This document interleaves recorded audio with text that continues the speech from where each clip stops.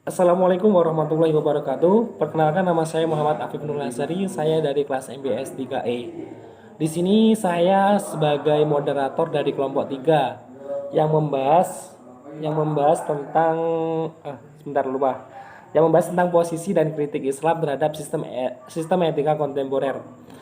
Dari kelompok ini, kami beranggotakan yang pertama adalah Maratus Syarifah Al-Yunus, NIM 12405193205. Kemudian anggota yang kedua yaitu Muhammad Afif Nuril Asyari, yaitu saya sendiri dengan NIM 12405193217. Kemudian anggota yang terakhir yaitu Aprilia Nuraini Setiawan, yaitu 12405193225. Selanjutnya langsung ke sesi pembahasan. Kepada yang bertugas kami persilahkan. Assalamualaikum warahmatullahi wabarakatuh. Perkenalkan, nama saya Aprilia Nuraini Setiawan, NIM terakhir 225 dari kelas MBS 3E. Saya dari kelompok 3. Saya akan menjelaskan tentang posisi dan kritik Islam terhadap sistem etika kontemporer. Pada bab ini dibagi menjadi dua, yaitu A. Sistem etika kontemporer meliputi relativisme, utilitarisme, universalisme, aliran hak-hak, dan keadilan distributif.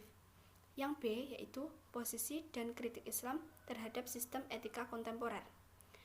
Saya akan menjelaskan yang A, yaitu sistem etika kontemporer yang meliputi relativisme, utilitarisme, universalisme, aliran hak-hak, dan keadilan distributif. Pandangan etika kontemporer berbeda dari sistem etika Islam dalam banyak hal.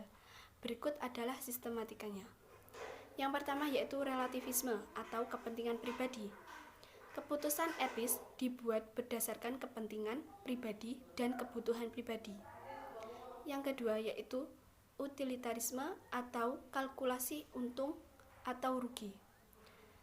Keputusan etis dibuat berdasarkan hasil yang diberikan oleh keputusan-keputusan ini.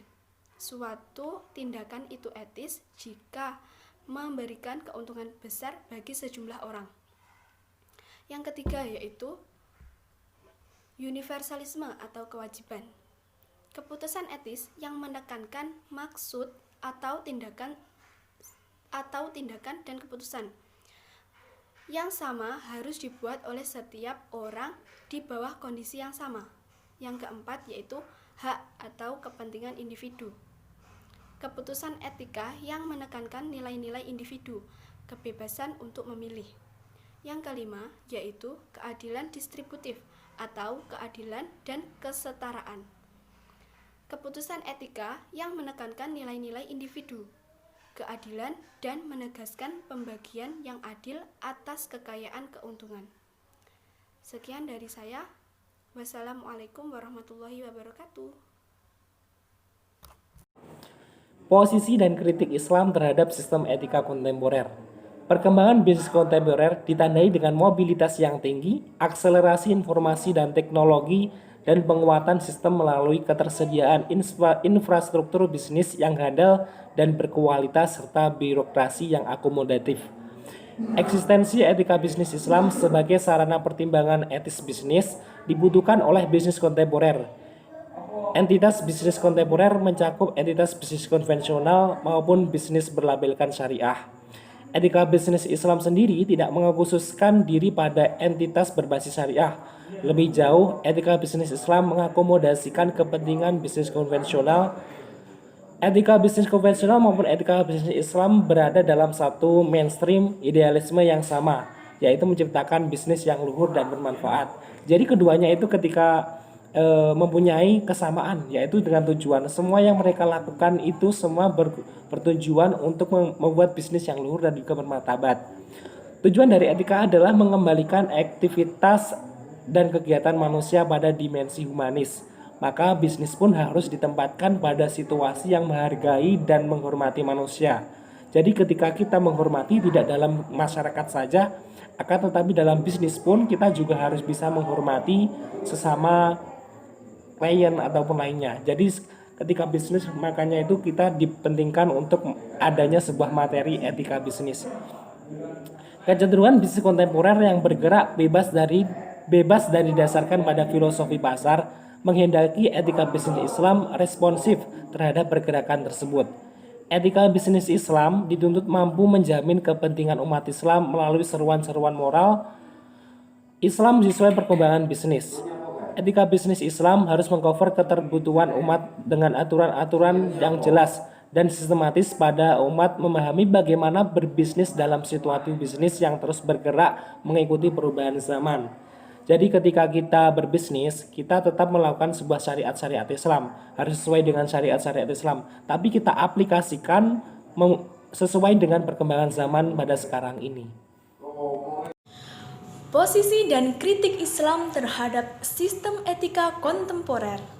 Perkembangan bisnis kontemporer ditandai dengan mobilitas yang tinggi, akselerasi informasi dan teknologi, dan penguatan sistem melalui ketersediaan infrastruktur bisnis yang handal dan berkualitas serta birokrasi yang akomodatif.